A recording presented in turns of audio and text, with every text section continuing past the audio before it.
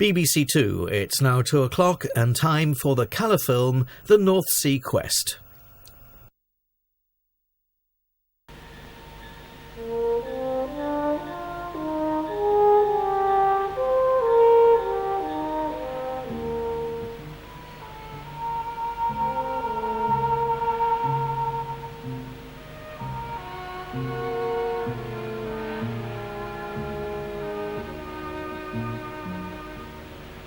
The North Sea and England's east coast, the lonely coast, the quiet coast.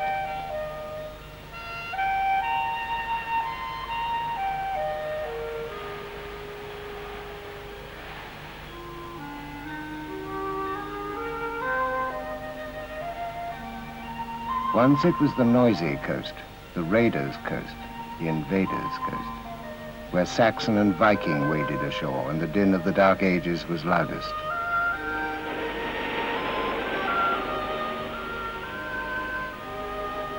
But in the end, out of these shapeless centuries, the English nation took shape. And as England grew up, she turned her back on the North Sea.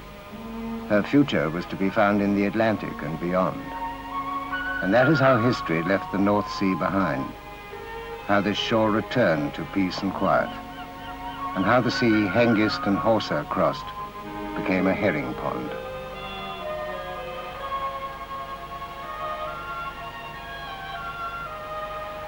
And so, even the invaders stopped coming.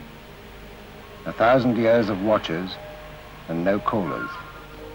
1,000 beaches and no beachhead.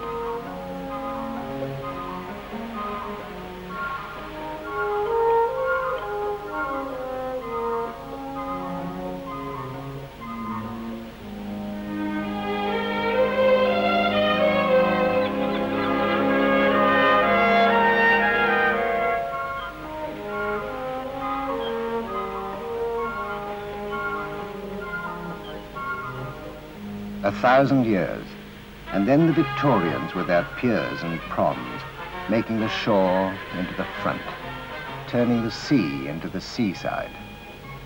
No Coney Island, though, no Saint-Tropez. The posters call it bracing, and that's about the best you can say.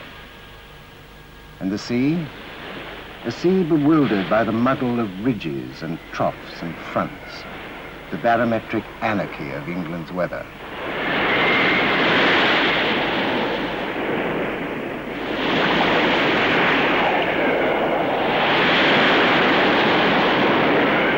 Then suddenly the fine day, the flag of truce which no one trusts.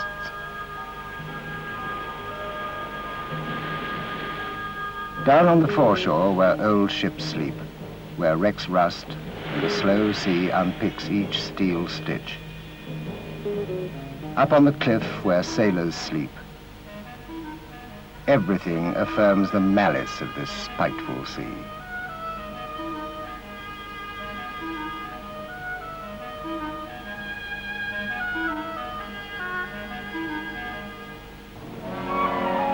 The coast is not all solitude. There are big ports, towns, Yarmouth, Grimsby, Hull, and the rest. And further north, from Tees to Tyne, the muck and brass of big industry. Most of this is inland. On the shore itself, only one industry counts for much.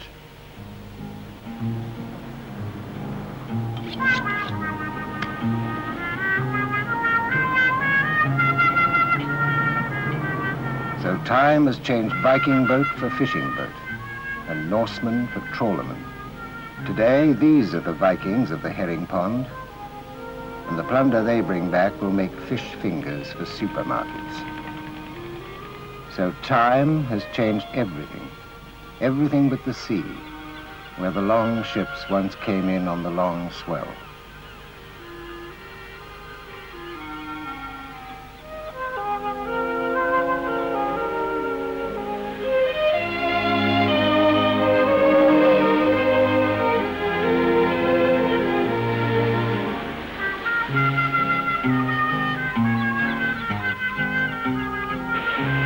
Here we would leave the North Sea to its 1,000 millibar depressions and its force 8 winds. except that there is one thing to add, a new thing. This is how the East Coast first saw it. Dawn, July 1966. Big journeys begin with one step.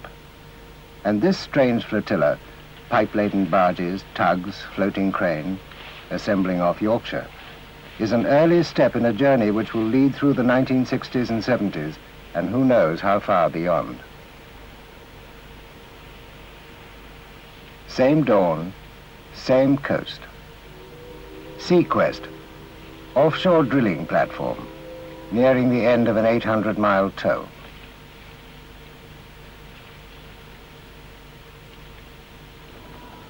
Nine months earlier, another offshore rig, Sea Gem, drilling 42 miles east of the Humber, had struck the first North Sea gas. And then, within 3 months, tragedy. Sea Gem capsized and sank in 90 feet at the scene of her triumph. Now Sea Quest will continue where Sea Gem started, at a point on a chart in Block 48, Square 6, 42 miles off Grimsby. Gas search, like oil search, is a mixture of the systematic and the accidental, an exact science with its fingers crossed. And Sea Quest is its newest creation, the latest in movable rigs, made to hunt needles in the seismic haystack.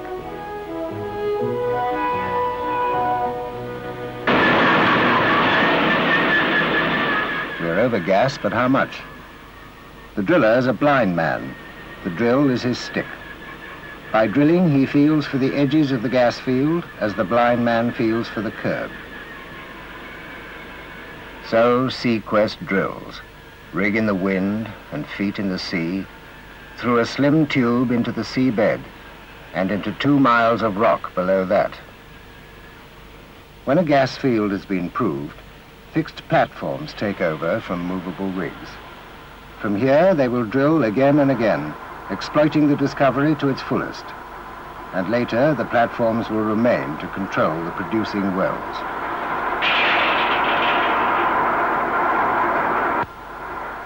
Fixed platform, movable rig, life is much the same. Each tiny world preoccupied with its own problems and schedules. Each an iron atoll of catwalks and gantries and girders, wide open to the punch of the wind.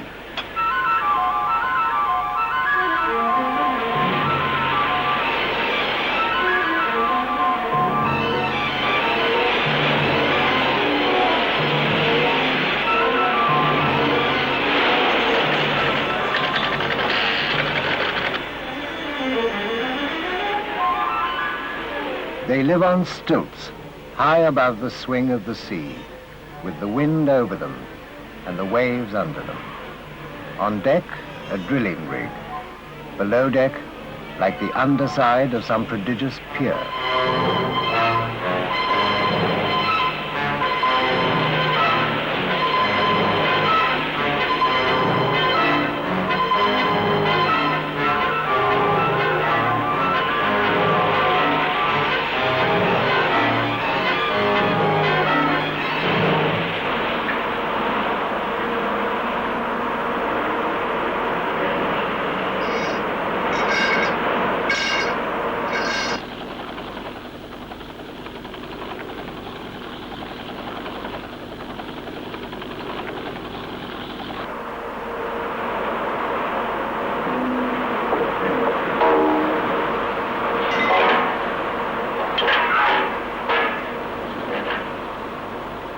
The helicopter eats 40 miles for breakfast.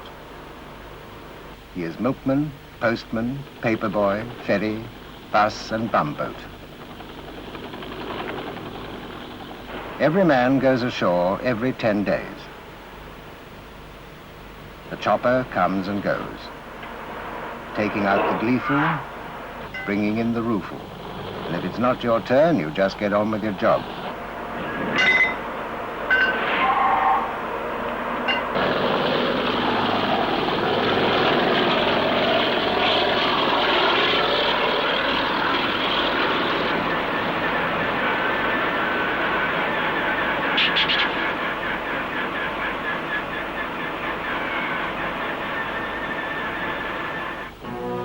Back on the Yorkshire coast, the pipe is ashore.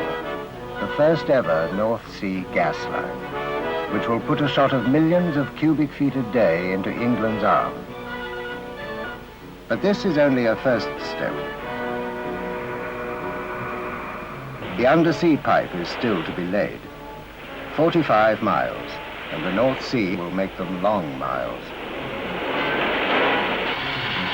Strange transformation, from trawlers and colliers into science fiction. Yesterday, dirty British coaster. Today, automated pipe ship.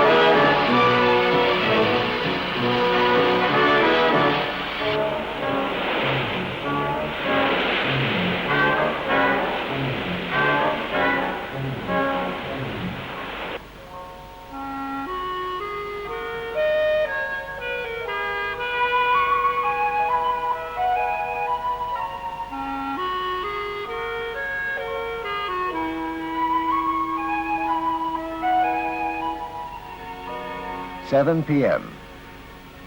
The last chopper lifts off, and we raise the drawbridge. 45 miles away, it's theatre time, or dining out time, or slippers by the fire time. Here, it's just shift change time.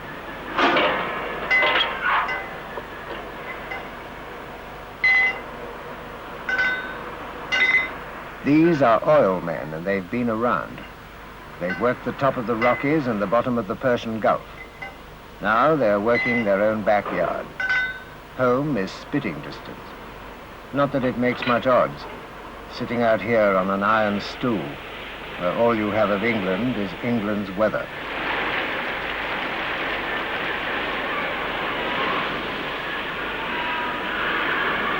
Strange place.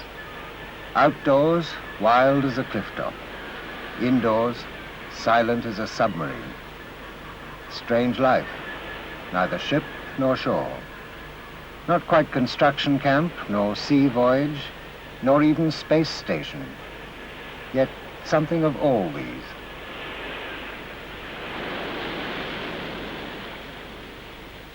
No seabed is a bargain basement. Once you leave the shore, every difficulty is tenfold, every operation slower, every cost higher, every risk bigger, every involvement deeper. And of all seas, this one never parted easily with anything.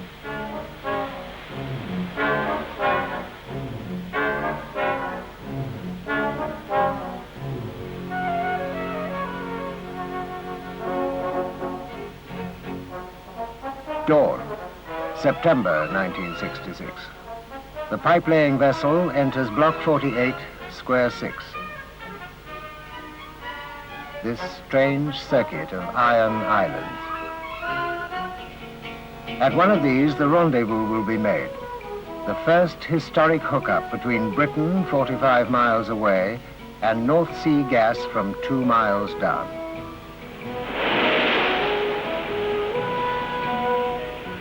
For over half a century, over half the world, the British have looked for fuel.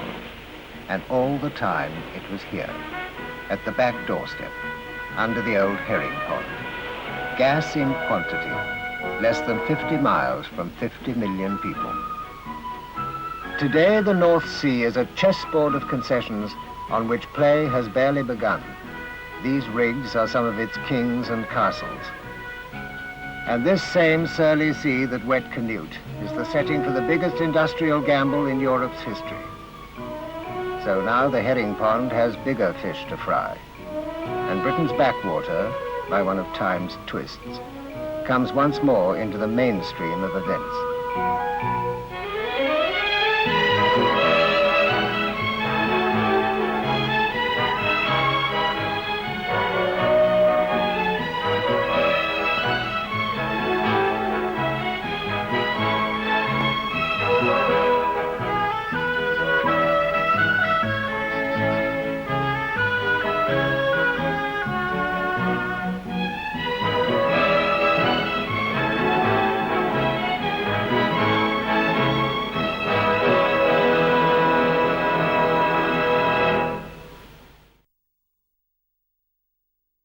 Our next colour film is Giuseppina, and that's at 2:35 following the service information bulletin.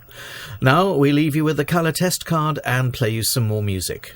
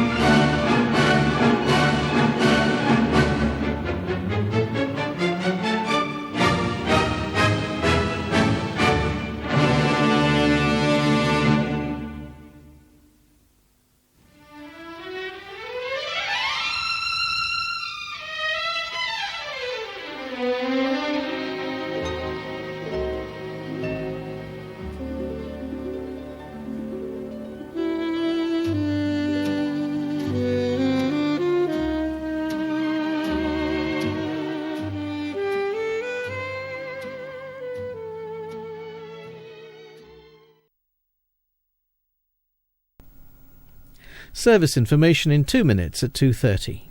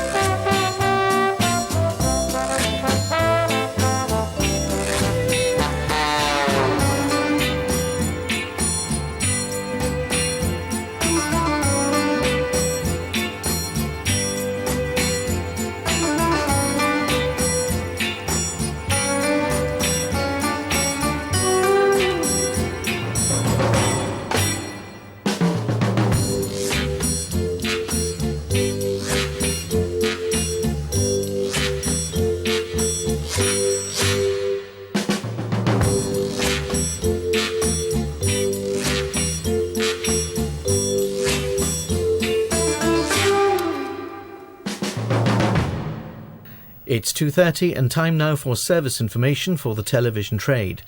And we have just one item of transmitter information concerning BBC2 Beacon Hill.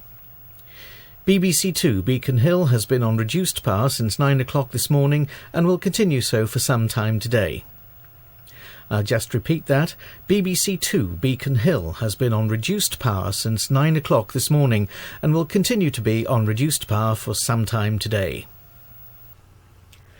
The BBC Wales 625 line colour television service from Preseli Relay Station in Pembrokeshire has now opened. The BBC2 service opens tomorrow. Both channels are subject to engineering tests until the full programme service begins on the 1st of September. Preseli will serve about 89,000 people, mostly in Pembrokeshire, but including some in the western parts of Cardiganshire and Carmarthenshire. Group B aerials with horizontal rods are required for receiving the 625 line transmissions from Preseli, and they should be directed towards the site of the station, which is about 9 miles south of Cardigan. Group B aerials are suitable for both BBC channels, 46, that's BBC Wales, and 40 for BBC2, as well as the other two channels assigned to Preseli, 43 for ITV and 50. They should be carefully positioned for optimum reception on the different channels.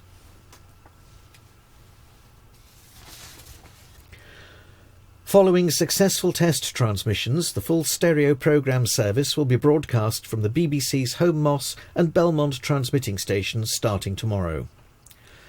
Relay stations at Scarborough, Sheffield, Wensleydale and Windermere will also radiate the stereo programmes. These 6 stations serve most of Lancashire, Yorkshire, Lincolnshire and parts of adjacent counties, and they will bring stereo on Radio 1 when that's transmitted on VHF, Radio 2 and Radio 4 to more than 11.5 million listeners in the north. Radio 3 has been transmitted in stereo from Home Moss for several years, but from now on it will use the new pulse code modulation distribution system, along with the other programmes, giving a consequent improvement in technical quality. This improvement should also be noticeable to listeners with monophonic equipment. At some receiving locations near the limit of the service areas of the transmitting stations concerned, the change from monophonic to stereophonic reception may introduce additional background noise, and this can often be reduced by using a more efficient aerial system, and listeners in these circumstances should seek the advice of their local radio dealer. monophonic reception of stereophonic transmissions is not affected in this way.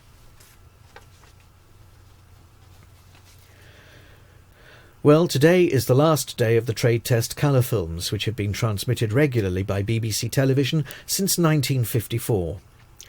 But now that there are colour programmes shown on one channel or the other for most of the day, the time available for transmission of the test card has been considerably reduced, and the need for high-quality moving pictures during trade tests has diminished. So, after consultation with representatives of the television trade, it's been decided that from next Monday, available time on BBC2 will mainly be filled by the test card, together with service information announcements. And the service information in the afternoons will be at 4:30 instead of 2:30, but will remain at 10 o'clock and 11:30 in the mornings. Full details of the new schedule will shortly be published as an information sheet. Well, as we know, this is the last afternoon of the trade test colour films, and shortly it's Giuseppina, and our final film is Coupe des Alpes, and that's at 3:30. Now it's time for the last chance to see Giuseppina.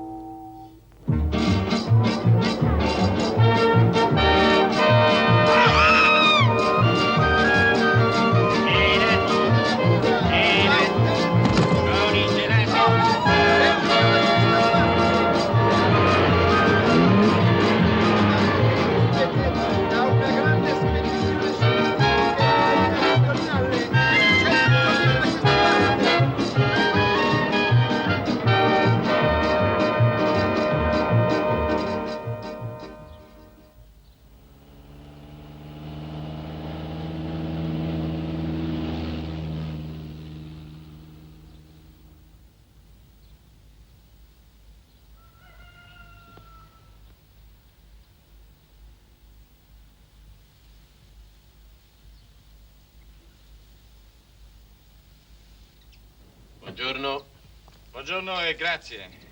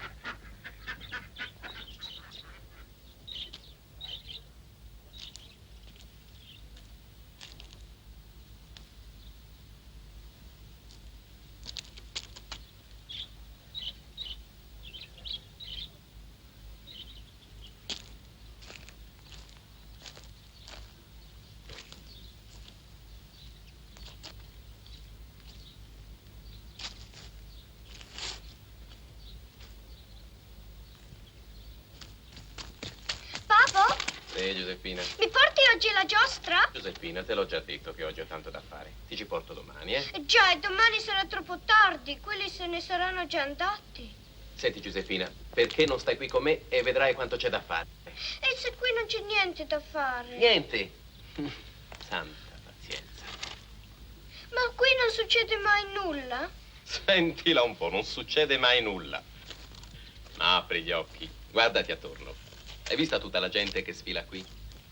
Ne passano di tutti i colori e vengono da chissà dove.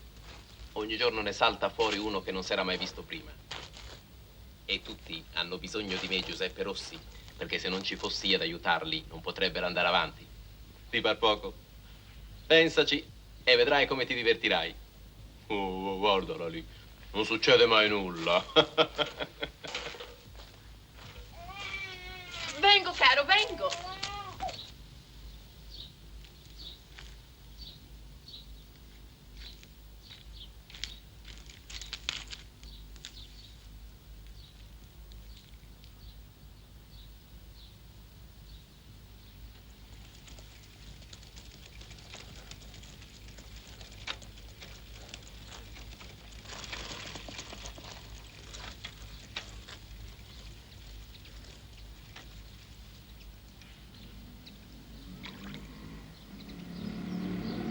Buongiorno! Buongiorno! Oh, il cappello! Ferma, ferma! Ho perso il cappello! Giuseppina, corri presto.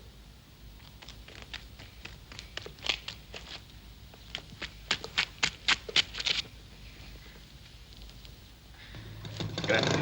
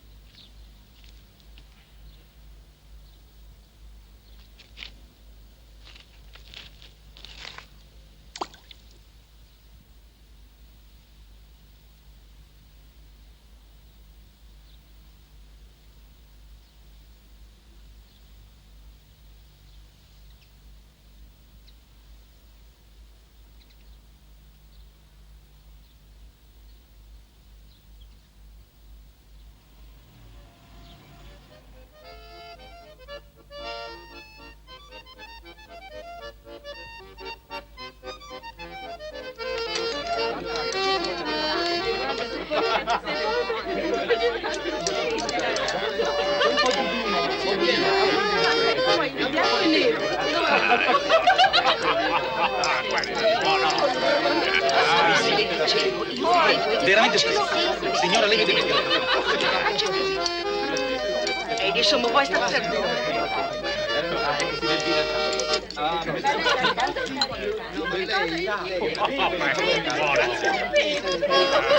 E adesso un applauso agli sposi.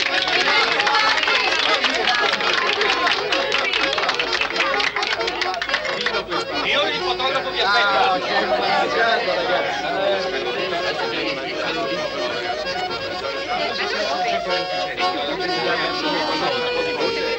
Ecco, adesso facciamo un bel gruppo, non è vero?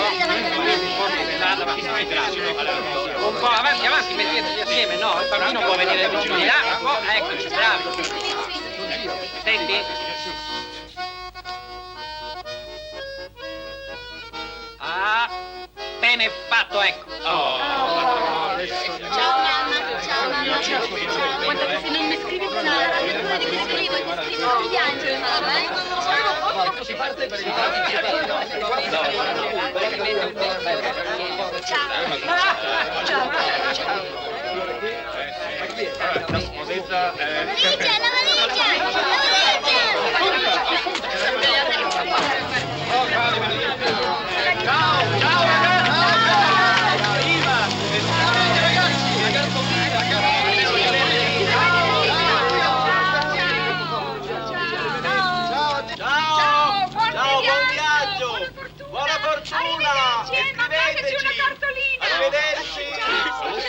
Andiamo, non si commuova, signora, avanti. È nell'ordine naturale delle cose che i figliuoli a un certo punto lasciano il nido natale e se ne vanno a creare nuove famiglie per la gloria.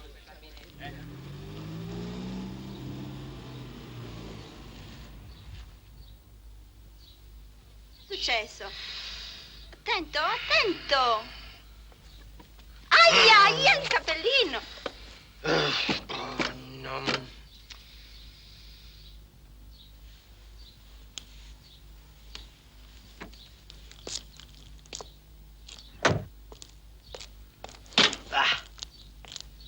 Tieni il volante, vai.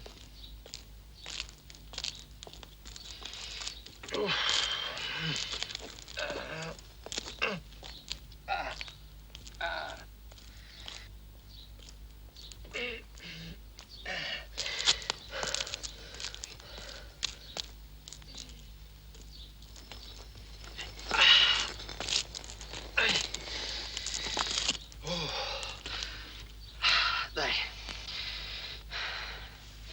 Dammi una mano, su. Vieni, dai. Via, via, dai.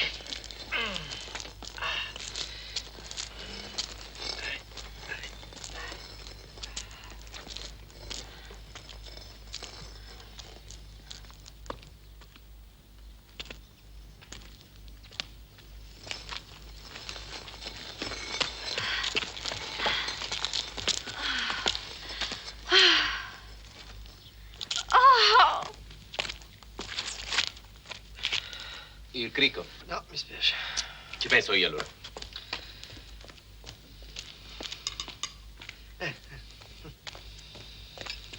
La ruota.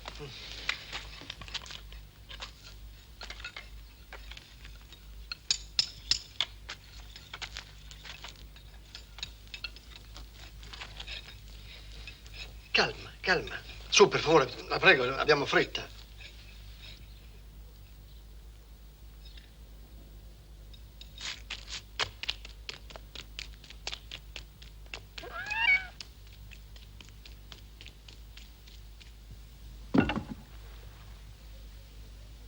Un po' più svelti, per favore, su.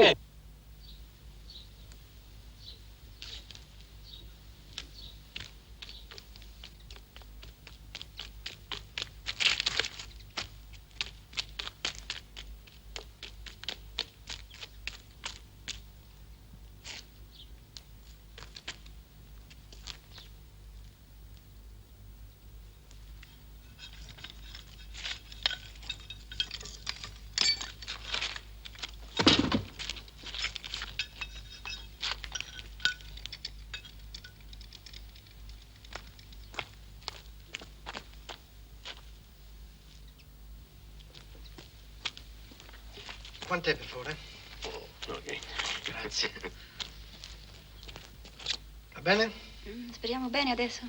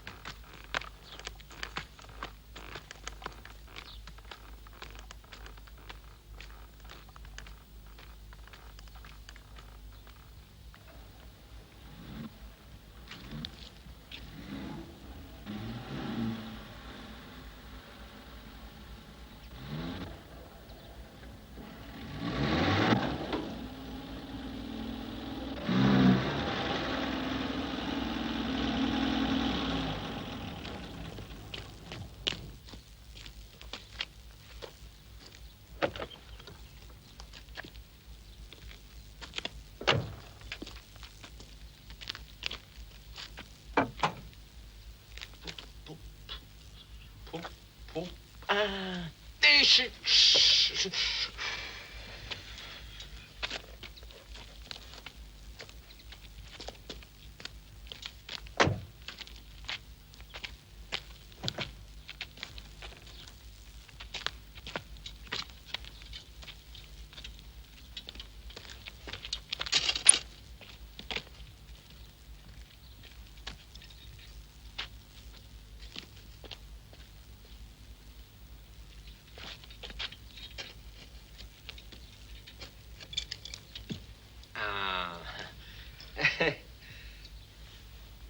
Giuseppina, numero 5.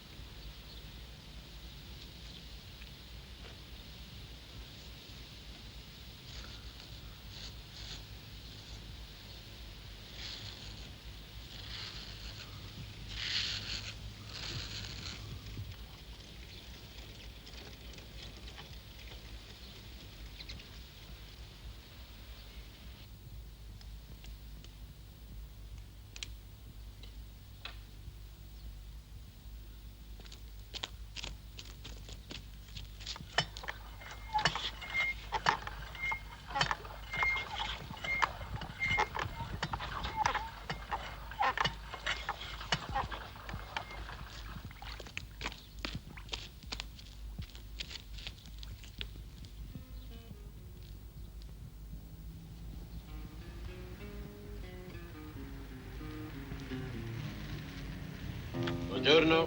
Buongiorno. 20 litri, eh? Grazie.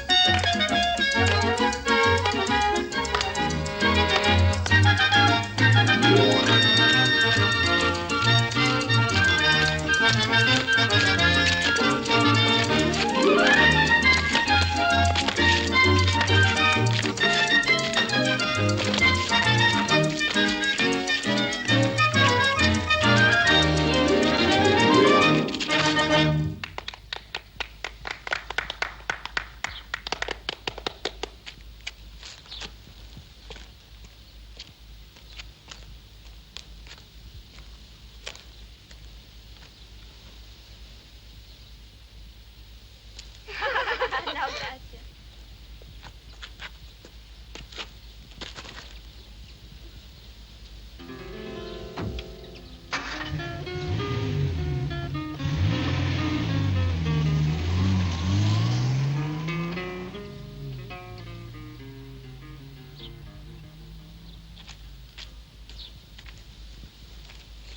Ehi, il mangiare è pronto?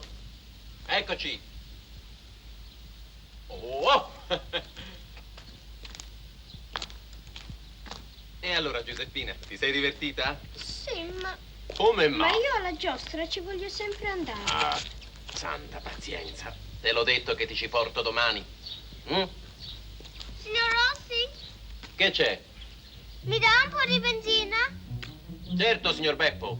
Quanti litri?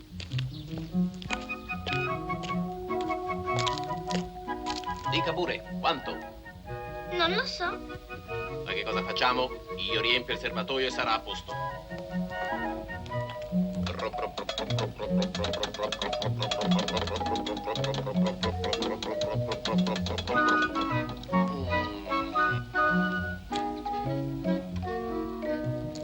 È pieno zeppo. Grazie, signor Rossi. Prego.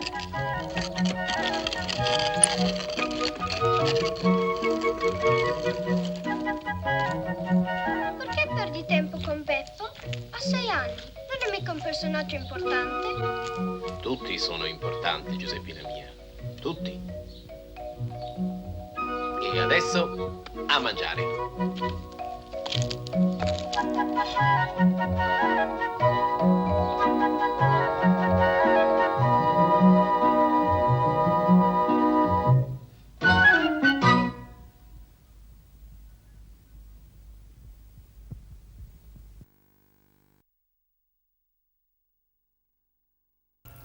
Well, our last ever trade test colour film is at 3:30 and is one from the archives, having first been shown in the 1950s, and it's Coupe des Alpes.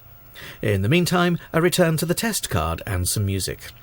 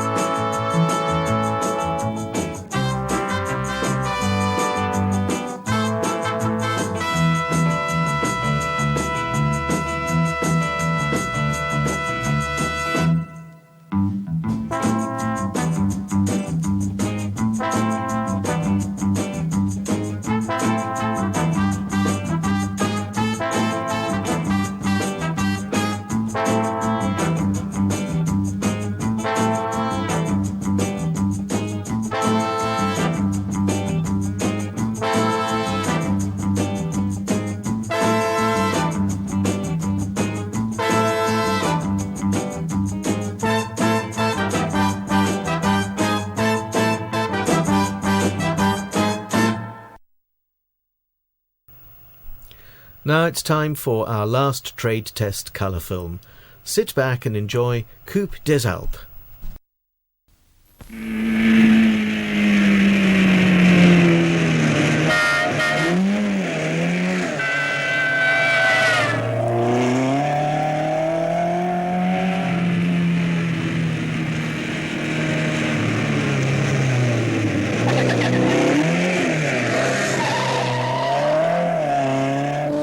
Siamo quasi arrivati? Ancora 1 chilometro. Deve essere qui.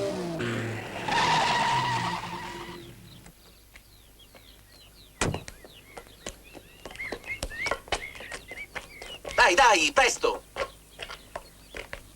È meglio che l'alzi un poco. Franco, eccoli!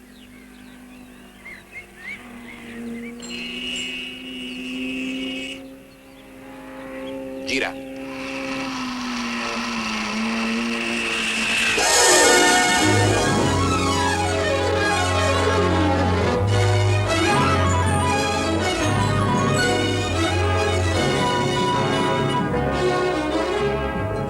This is the 1958 Coupe des Alpes. 56 production cars from 8 countries struggling to win a cup. An Alpine Cup, the dream of every rally driver. To win a cup, your car must maintain a set average speed over a 2,400-mile course.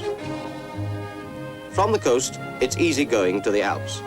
Then across the border into Italy by night, and a race to the end of the first stage at Brescia, 600 miles without a break. The second stage swings northeast over the toughest passes in the Dolomites, then back towards France again to finish at Megève. But there's worse to come. The final stage twists south via Gap, an 1,100-mile stretch, to end at Marseille. 73 hours driving with only 3 breaks. And to make sure that you keep up your average, there are 73 checkpoints along the route. 1 second late at any of these, and your cup is lost.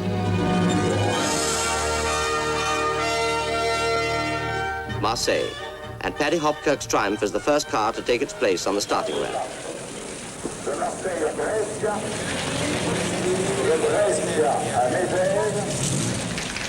He's off.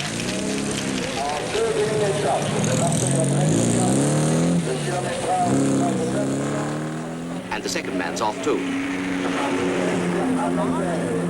French champion Storez with his German Porsche is a contender for a cup. So too is Collange, winner in 56, again on an Alfa Romeo. The time card is handed to Ronnie Adams. Any Monty winner is a serious challenge. And so, believe it or not, is Phil Camp. But none doubt the seriousness of the battle for the ladies' prize. Annie Swabo, only 22, but already French women's champion. Pat Moss, Sterling's sister, a rising star, but new to the Alpine. So is Mary Handley Page with her Works Rapier. European champion Nancy Mitchell won the ladies' prize and a cup last time. Anne Hall did the same in 53, and she's out to do it again now.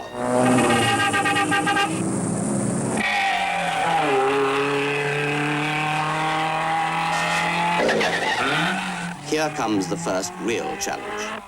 Up the Col d'Espigulier, you've got to average nearly 40 miles an hour.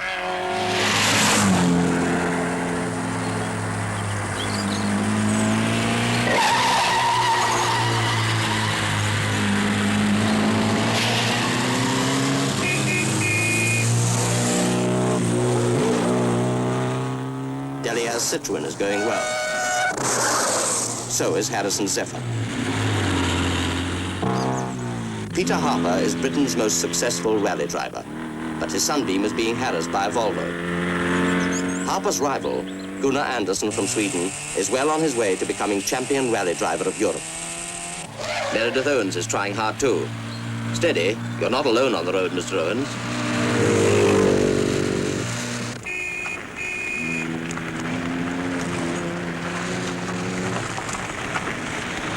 Spectators the world over always encourage drivers to go as fast as they can, even when it makes things difficult for those behind.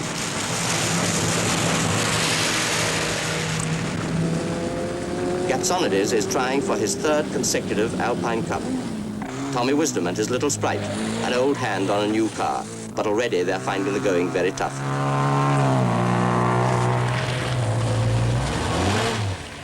Bajol, first of the 73 checkpoints, and newcomers learn how to stamp the time on that all-important card.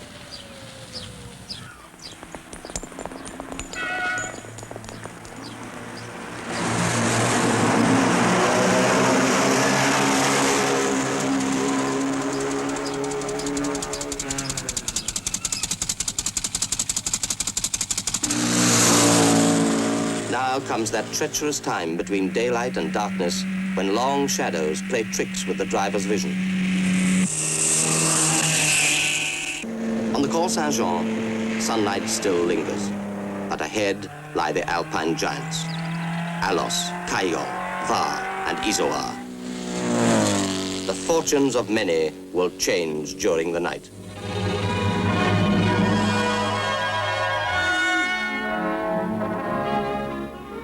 The French-Italian border. Balisat's triumph has made it. And John Gott's on time too, but only by 4 seconds. Many are less lucky. Anne Wisdom and Pat Moss are the only girls still on time. Now for an easy run through sunny Italy.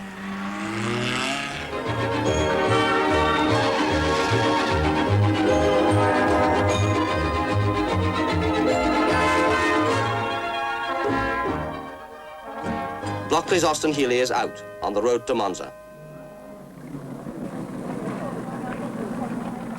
Monza circuit is one of the special tests, and Storez has high hopes here. Everyone is out to improve on the speed set for his class, so as to win the points that decide the outright winner. The big cars have to average 85 miles an hour for 3 laps.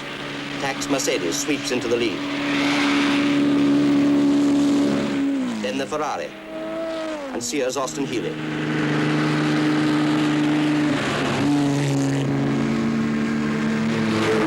The checkered flag, and 2 more cups gone. The Ferrari has spun, and Adams Ford is late too. Tack has made the fastest time of the day. It's an easy run on a good road to Brescia, and most drivers have time to refuel. But even on an easy run, someone can be unlucky. Corbishley Standard is 3 minutes late. Some are pleased with life. Others just want to go to bed. It's time for sleep, and the cars are locked away until tomorrow. The first stage has taken a heavy toll. 56 crews left Marseille hoping to win an Alpine Cup, but already 12 have dropped out, and 28 arrived late at a checkpoint. So now only 16 crews can win an Alpine Cup. The second stage runs northeast towards Austria over some of the highest passes in Europe: Croce Domini, Vivione, Penes, Montegiovo, Stelvio, and Gavia. Then back towards France again over the Great St. Bernard to finish at Megève. And it's a 4 o'clock start.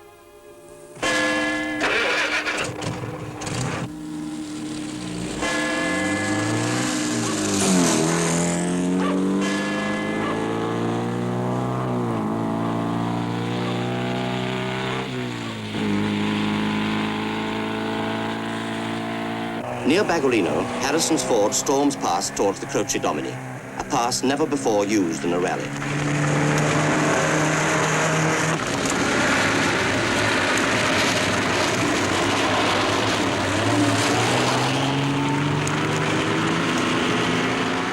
There's Torres in his Porsche.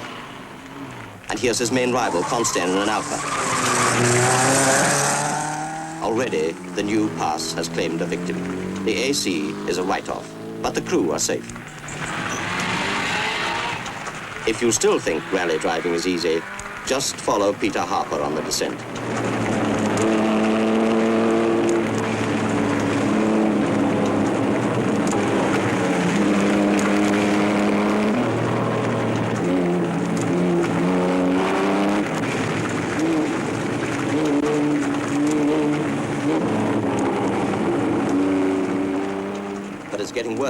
For now, the surface is damp, too.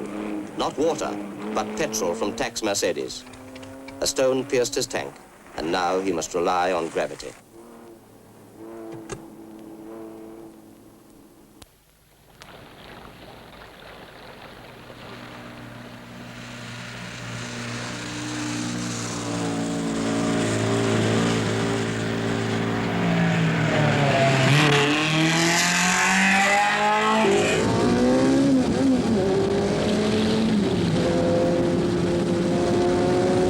In the Valley of Scalve, everyone is trying to make up time lost before Skilpario, a tighter section than many expected. Storres still has a clean sheet. But now comes the Vivione.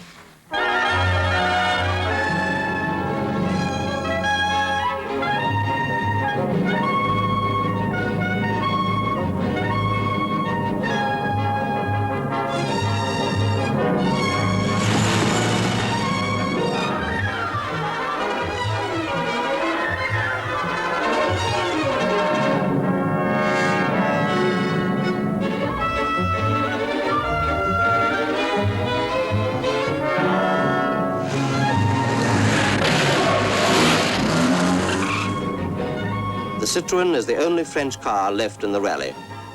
It's tough on the cars, but the Jaguar is still in showroom condition.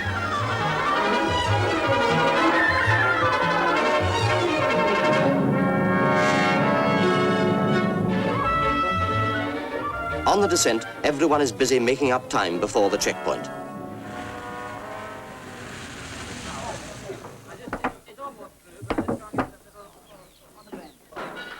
Now the showroom doesn't seem so close.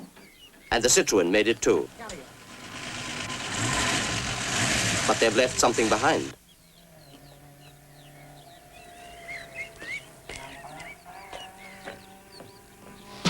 The Porsche has suffered too, but Storres has kept his clean sheet.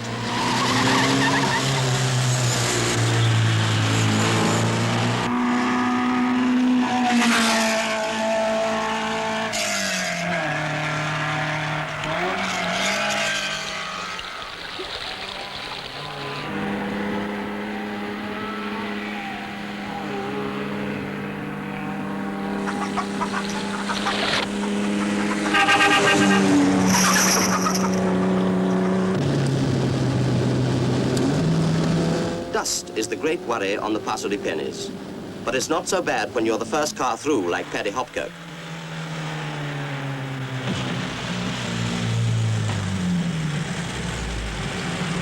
Vipiteno, the foot of the Brenner. And now we swing back towards France again.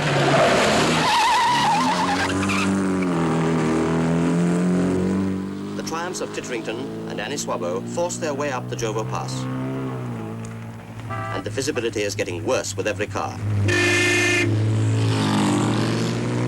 Storres can still win a cup, but the Porsche has had another bump.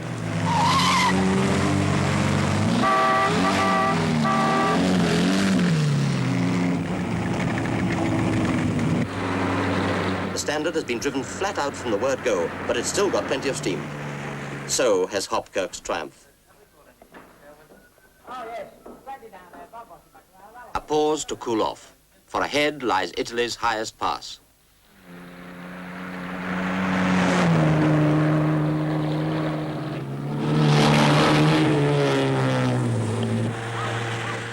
Through Murano westward towards the Stelvio. That name wakes Annie up. She's third in the ladies' class, but the Stelvio could change things.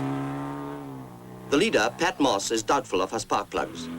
Teammate Jack Sears is helping, but he runs the risk of losing more time himself. But Annie's got her worries too. Not even a Parisienne can charm that barrier up before the train arrives.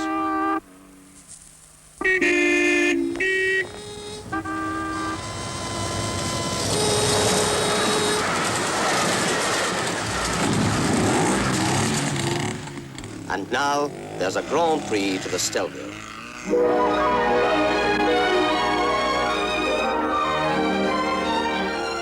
The Stelvio, 9,000 feet. The most spectacular climb in the world. and already the first car is screaming towards the summit. It's Paddy Hopkirk's Triumph, but something is wrong. The rear tyre has gone, and so has Paddy's Cup.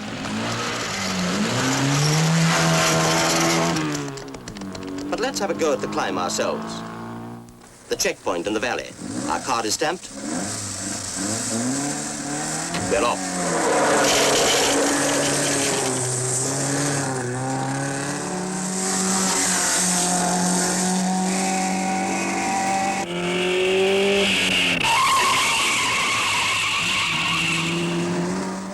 The Alpha's going like a bomb, but ahead someone's in trouble.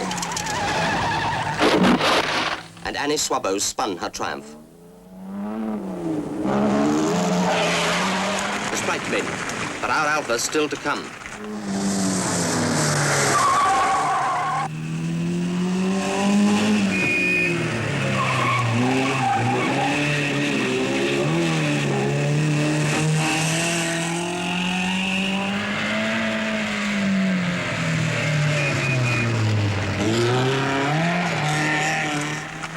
We're through, and the road's still clear.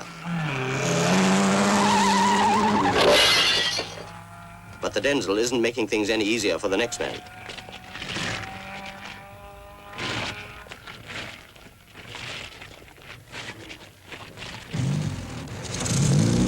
Annie limps away before the Denzel, but her rally is run.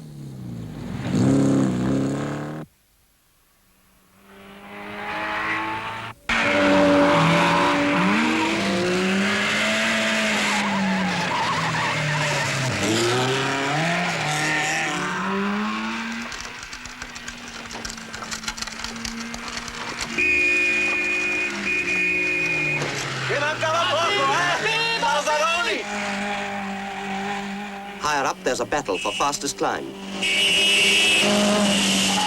Constant's best so far. The Porsche is frantically trying to make up time lost further down.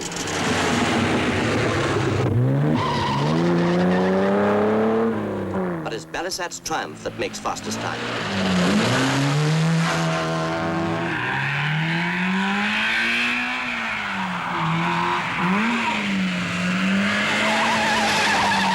Only one more hairpin, the 48th.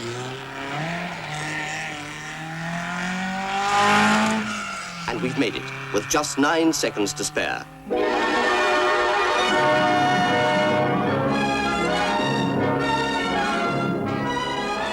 Next comes the Gavia, the most deadly of the lot. A shocking surface, unfenced drops, and worst of all, cloud.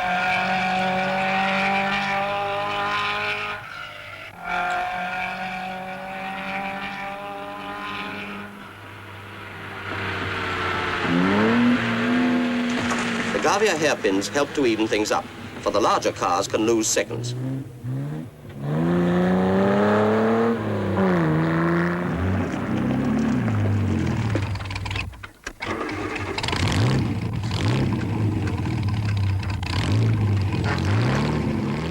The descent gives small cars a chance to win back those seconds lost through lack of power.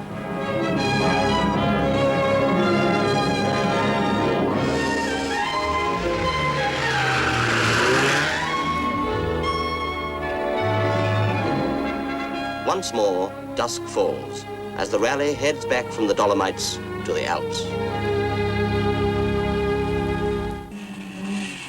Now we veer north, touching Switzerland and finish in Megève. Belisat's on time, the only Triumph that can still win a cup. John got 2 and 2 other Healys as well. But the little sprites have found the schedule too tough. This is Constant's first Alpine, but he's up among the leaders. The Alpha of Reese and Venture is putting up the best performance of the rally so far.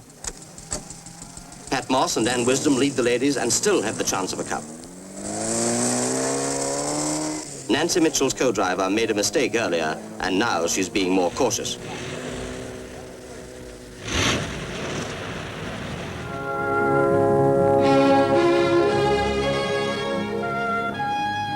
So to the Parc Fermé and bed.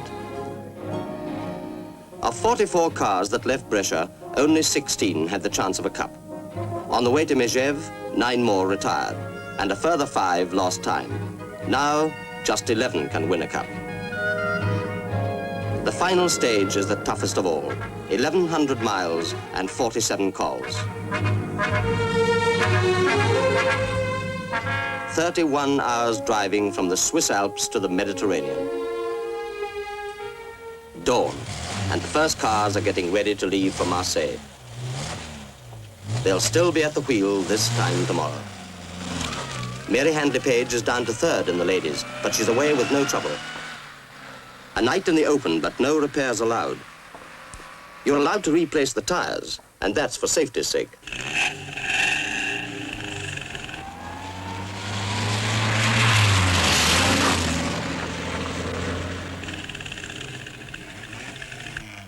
Constance Alpha sounds as crisp as ever. Success, but they've lost marks by pushing. Anderson's Volvo has been most impressive, and his chances of a cup are as good as anyone's.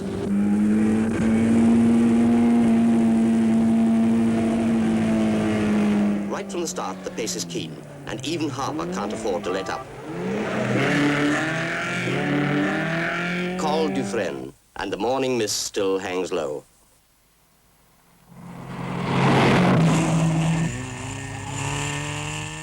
This is Gunnar Anderson's first attempt to win an Alpine Cup, but you'd think he'd been driving on these roads all his life. Mont Revard, a timed climb, and everybody's trying really hard.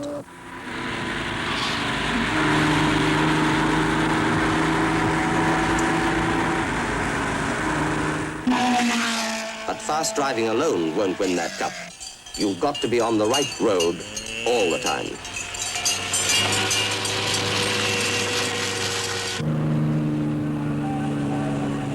Now the Col du Granier.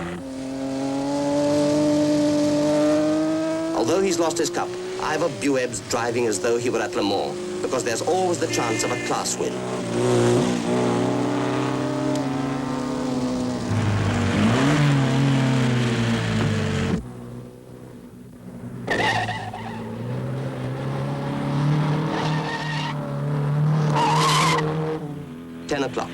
Frank Grounds has been at the wheel for 6 hours, but he still hasn't had time for breakfast.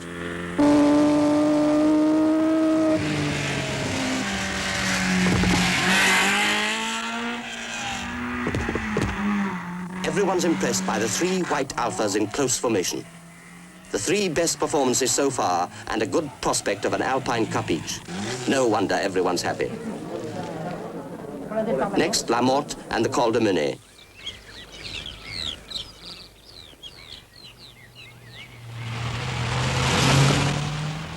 It's a loose dirt surface with lots of dust, but it suits Anderson, for it's just like Sweden.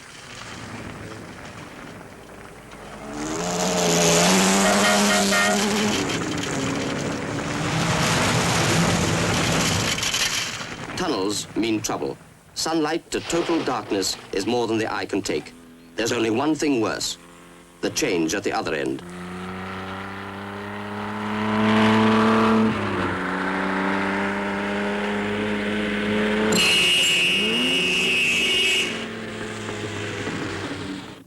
When you're trying to make up time, there are so many things that can hold you back. It may be another motorist, or tire trouble on a tight section when you've no time to finish the job,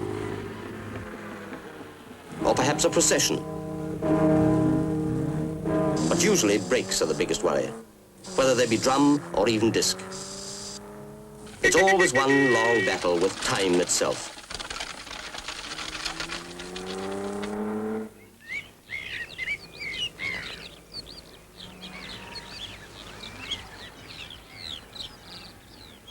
Next comes a speed test on the Suberonde with an almost impossible time schedule.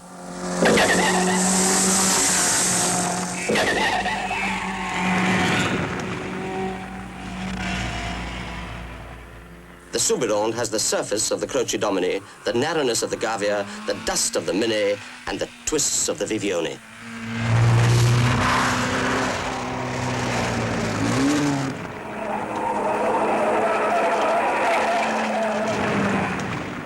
Everyone is struggling to make their handicap time, but no one has done it yet.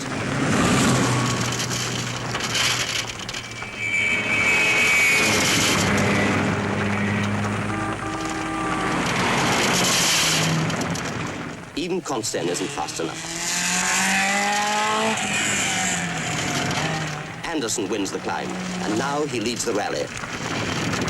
But it looks as if everyone's lost their cup. For the first time, the Alphas have been beaten into second place, and they're not so happy now. Nor is Pat Moss. She's lost her lead in the ladies' class. With a badly slipping clutch, she's lucky to keep going. Things are looking up for Mary Handley Page. She's second again in the ladies now. At the next checkpoint, Nancy Mitchell realizes she's back in the lead.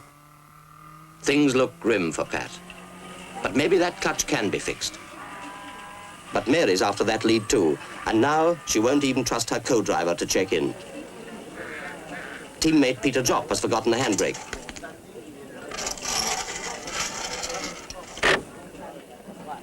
An easy thing to do when your chief rival is just across the square. The Volvo's in trouble too. Anderson still leads, but there's 500 miles to go. Now, Mary won't even trust the officials.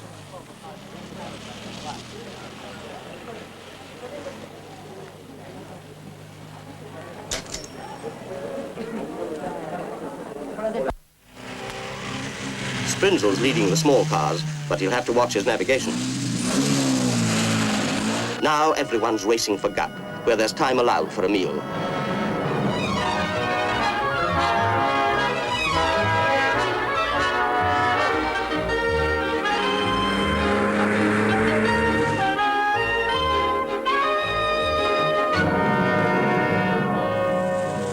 After 15 hours hard driving, a short break is welcome. The private owners can relax immediately, but the works drivers have to face up to the team manager.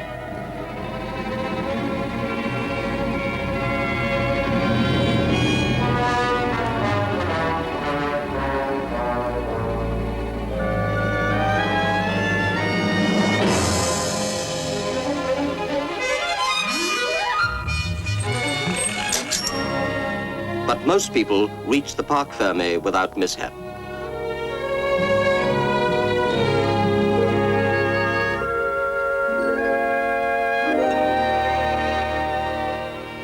Night falls, and the rally is moving towards another dreaded part of the course. Unknown to them, 10 crews can still win a cup.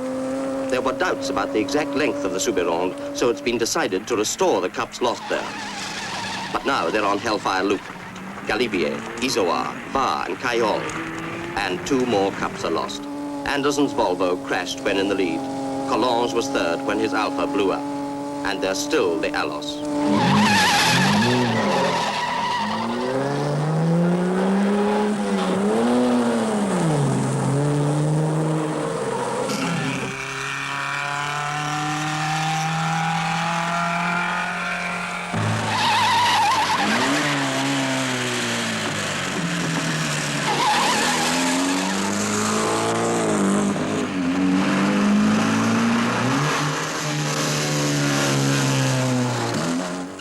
One must admire manufacturers whose cars are tested on a course like this, when the results are studied the world over. From France, Citroën with their ID19. From Italy, Alfa Romeo and their Giuliettas. From Britain, Roots and the Sunbeams. Standard with their Triumphs. Ford and their Zephyrs. And BMC with the Austin Healys. With her clutch repaired, Pat Moss is coming up fast. Now the big worry is to keep going.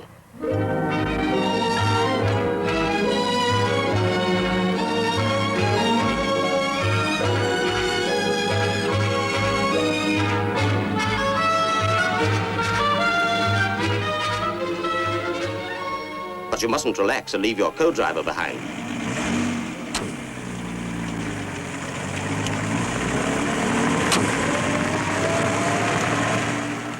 In the carousel, most people know the quickest line.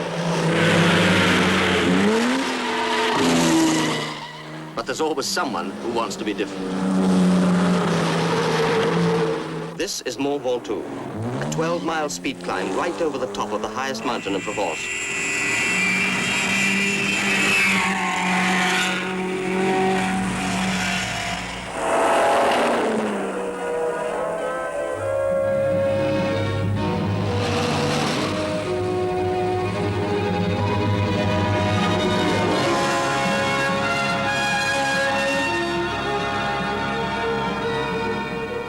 Now to the last time check before Marseille.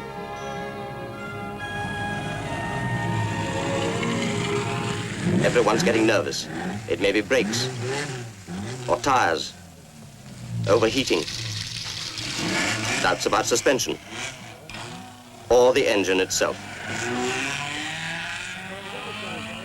Faulty electrics can lose marks too, and this is the last chance to put things right. After the car, the crew. They overheat too. The two Peters, Jopp and Harper, seem certain of a cup. Already they're putting the mats away. Stripping for the beach, or even getting ready for the party. But others aren't in party mood at all. And now it's time to leave for the home stretch.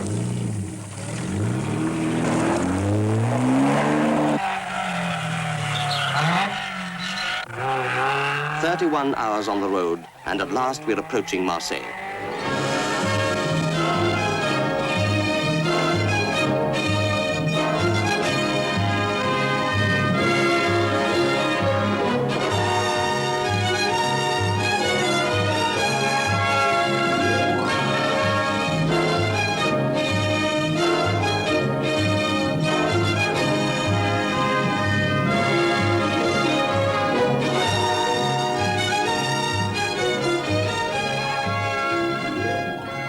We're home, and the cups are waiting. But there's just one more test.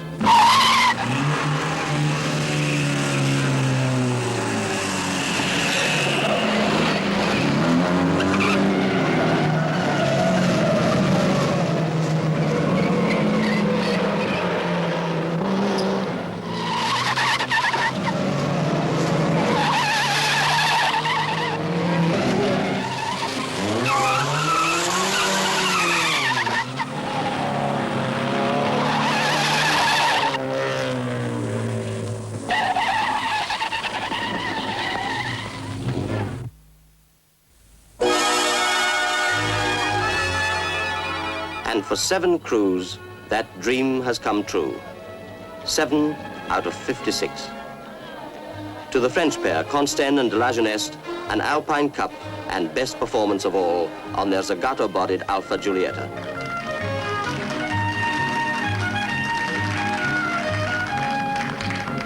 An Alpine Cup and second place to Clairou and Gel in their Alfa Romeo TI.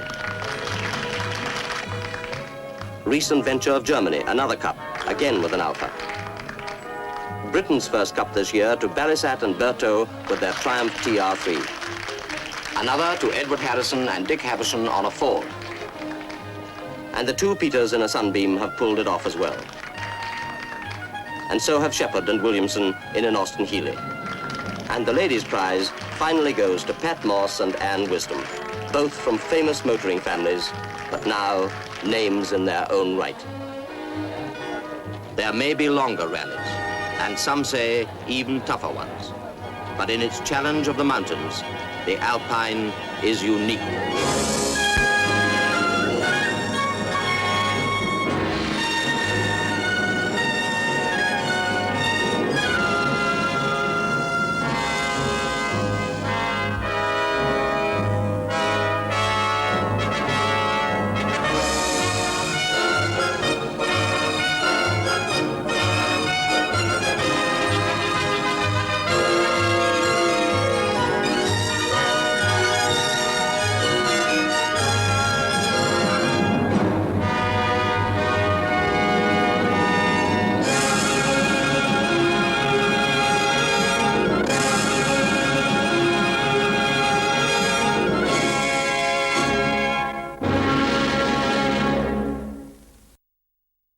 Well, barely a dry eye here at Television Centre as we bring nearly 20 years of trade test colour films to an end.